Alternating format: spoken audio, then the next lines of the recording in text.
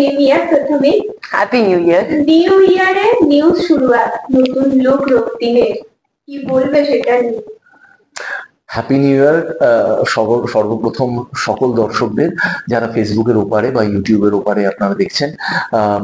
Yes, definitely নতুন লুকটা খুব ইন্টারেস্টিং, কারণ এই ধরনের লুকে সম্রাট মুখার্জিকে বহু বছর হয়ে গেছে লোকে দেখেনি। এই ধরনের মানে মানে খুব ইন্টারেস্টিং লুকটা হচ্ছে। ঠিক বলবো না যে ভেরি মডার্ন লুক বা খুব রুরাল লুক, মানে গ্রামের লুকটাও নয়। এটা একটা অদ্ভুত মিশ্রণ, মানে এই স্মল টাউন বয়েজ যারা ধরুন ছোট টাউন থেকে যারা আসছে তাদের যে লুকটা হয়, এই লুকটা কিন্তু এনকালকেট করা হয়েছে এখানে তৈরি করা হয়েছে। খুব ইন্টারেস্টিং। এই ধরনের লুক জেনারেলি বাংলা সিরিয়ালে দেখা যায় না, এবং এই সিরিয়ালে আর কি স্নিগ্ধাদি এবং আমাদের প্রডিউসার আর কি স্নিগ্ধাদি এবং পায়েল, আমাদের যিনি ইপি আছেন, এরা এরা এরা সবাই মিলে একটা অদ্ভুত টাইপের একটা লুক প্ল্যান করেছে, এবং খুব মানে মানে চেনা লুকটা। কারণ হচ্ছে যে কিছুটা রামলীলার রণবীর সিং, কিছুটা পুষ্পার আমাদের আল্লু অর্জুন, এই ধরনের দুটো লুককে ফিউশন দিয়ে একটা লুক তৈরি করা হয়েছে। এবং যেটা বললাম যে টেলিভিশনে জেনারেলি এই ধরনের লুক আমরা দেখিনি এর আগে, তো একটা খুব ইউনিক লুক নিয়ে আমরা এগোচ্ছি। এবং চরিত্রটাও খুব ইন্টারেস্টিং ইন দ্য সেন্স যে মানে একেবারে রক্তিমকে যে চরিত্রে মানুষ দেখে এসেছে, মানে একটা সফিস্টিকেটেড একজন বিজনেসম্যান, পড়াশোনা জানা একটা বিজনেসম্যান, খুব পয়েজ, খুব মানে ধৈর্যশীল একটা লোক, মাথা গরম লোক, এইখানে পুরোটাই উল্টো। একটা ফাজিল ছেলে, খুব মানে রোমান্টিক একটা ফাজিল ছেলে, অথচ ভগবানের সাংঘাতিক বিশ্বাস রাখে। ওখানে কিন্তু উল্টোটা ছিল, রক্তিম কিন্তু ভগবানের বিশ্বাস করতো না ইনিশিয়াল লেভেলে আর কি। তো এখানে ছেলেটি খুব মানে শিব ভক্ত, এবং তার সাথে সাথে হচ্ছে যে লুকটার মধ্যে ওই আরবান আর রুরাল, মানে এই গ্রাম আর শহরের একটা দারুণ ফিউশন তৈরি করা হয়েছে।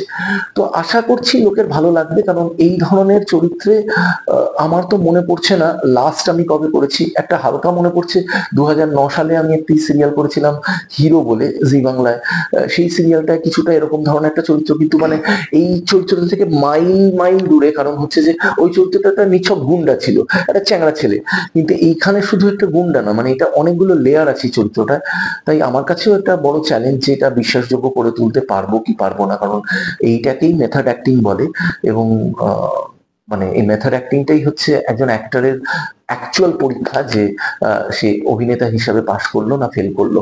তাই পুরোটাই দর্শকদের কাছে ছেড়ে দেবো, যে কেমন লাগলো ডেফিনেটলি আমাকে পরবর্তীকালে কমেন্ট বক্স গুলোতে জানাবেন, যখন টেলিকাস্ট হবে তখন ডেফিনেটলি জানাবেন। আমার লুক চেঞ্জ হয়নি, ডালি যেমন আগে সাজগোজ ছিল, এখন শুধু সিঁদুর টিঁদুর পরি, শাড়ি টাড়ি পরি। কিন্তু হ্যাঁ, ডালি যেমন ভেবেছিল মানে চ্যাপ্টার শেষ হয়ে গেল, সবটা শেষ হয়ে গেল, এখন মানে মেয়েকে নিয়ে থাকতে হবে বা কিছু, সেটা কিন্তু নয়। যেহেতু গল্পের মোড় ঘুরেছে, একেবারে মনে হচ্ছে, আমাদের তো মনে হচ্ছিল একটা নতুন সিরিয়ালের শুরু হয়েছে, মানে শুধু আমরা দুজনই একে অপরকে চিনি, তাছাড়া সবাই মানে অচেনা, সবাই নতুন। তো একদম মনে হচ্ছিল নতুন সিরিয়াল। তো যেহেতু একদম মানে শুরু থেকে মানে একটা নতুন সিরিয়াল শুরু হয়েছে মনে হচ্ছে, তো পুরো কাস্টিং, পুরো সেট সবকিছুই নতুন। তো এটা কিন্তু আবার একটা নতুন মানে মোড়, মানে ডালির জীবনেও একটা নতুন মোড়। তো হ্যাঁ, অবশ্যই ইন্টারেস্টিং লাগছে। আর রক্তিমের চ্যাপ্টারটা ডালি ভেবেছিল ওর জীবন থেকে ক্লোজ হয়ে গেছে, শেষ হয়ে গেছে, সেটা আবার নতুন করে শুরু হবে অন্য ভাবে। যেহেতু এটা রক্তিম নয়, এটা লালন, এর সঙ্গে আবার নতুন করে প্রেম, আর এইসব তো ভালোই লাগে। কথার সম্রাটদার নতুন লুকটা কেমন লাগে? আমার খুব ভালো লেগেছে। আমি মনে ওনাকে প্রথম দিনই প্রশংসা করে দিয়েছি যে বেসিক্যালি আমার পার্সোনালি ভালো লাগে না এই ধরনের লুক, কিন্তু ওনাকে মানাচ্ছে আর কি। আমি একটা পার্টিকুলার নাম বলি, যেটা বলতে পারবো না। তো এইটা আমার মানে পার্সোনালি ভালো লাগে না, কথা ভালো লাগে না, কিন্তু ওনাকে সাজিয়ে ভালো লাগছে আর কি। যেটা বললে যে টিমটাও নতুন, তার সঙ্গে সঙ্গে তো নতুন টিমের সঙ্গে কতটা অ্যাডজাস্ট হলো? দেখো, আমি যেমন এখানে যারা কাজ করছে তাদের সাথে মোটামুটি কাজ করেছে, মানে হয়তো খুব বেশি সময়ের কাজ না করলেও চিনি সবাইকেই মোটামুটি।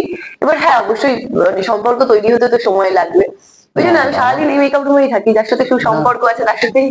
না, আমার কাছে একেবারে নতুন, কারণ এনারা যারা নতুন কাস্টিং হয়েছে তাদের আমি কাউকেই বলতে গেলে ব্যক্তিগতভাবে একেবারেই চিনি না, এবং এনাদের সাথে আমি কোনোদিনই কাজ করিনি, প্রথমবার আর কি এনাদের সাথে কাজ করব। তাই এখনো সত্যি কথা বলতে সবে যেহেতু শুটিংটা শুরু হয়েছে, আমি এখনো এনাদের সাথে কোনো সিনও করিনি, আর সত্যি কথা বলতে ঠিক করে আলাপও হয়নি তাদের সাথে।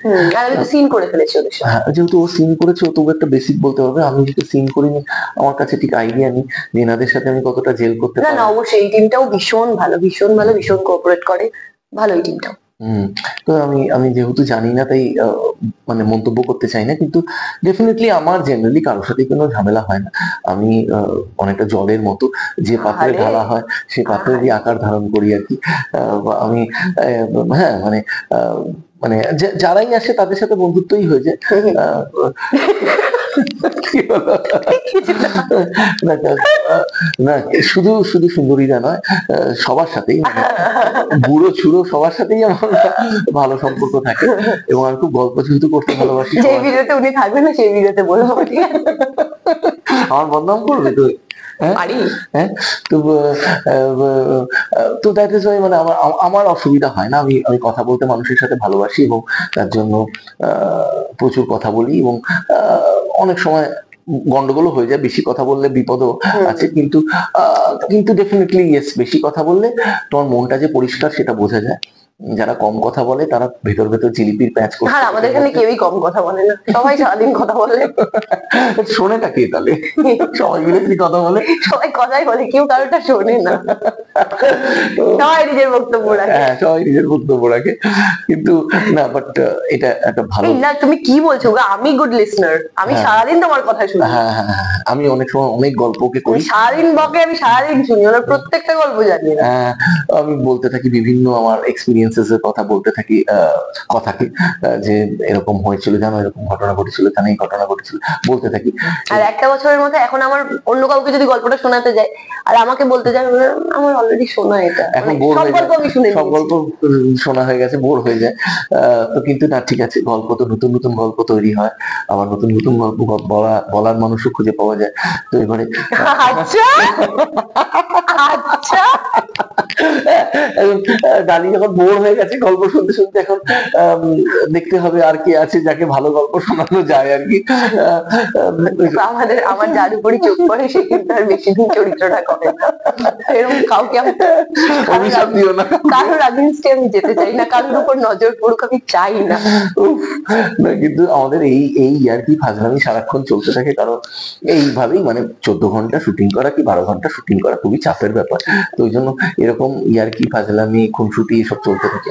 কিন্তু আরো যদি এরকম খুনসুটি বা ইয়ার্কি ফাজলামি দেখতে হয় তাহলে ডেফিনেটলি চ্যানেলটাকে সাবস্ক্রাইব করবেন, এবং আমাদেরকে আপনারা এত বছর ভালোবাসা দিয়েছেন, এবং এই সিরিয়ালটাকে আপনারা একদম একটা বছর, একদম পাক্কা একটা বছর ভালোবাসা দিয়েছেন, আরো বেশি ভালোবাসা দিন, যাতে আরো একটা বছর আমরা আপনাদেরকে বছর কেন, আরো যত বছর ভালোবাসা দিতে থাকবেন আমরা চালিয়ে যাবো।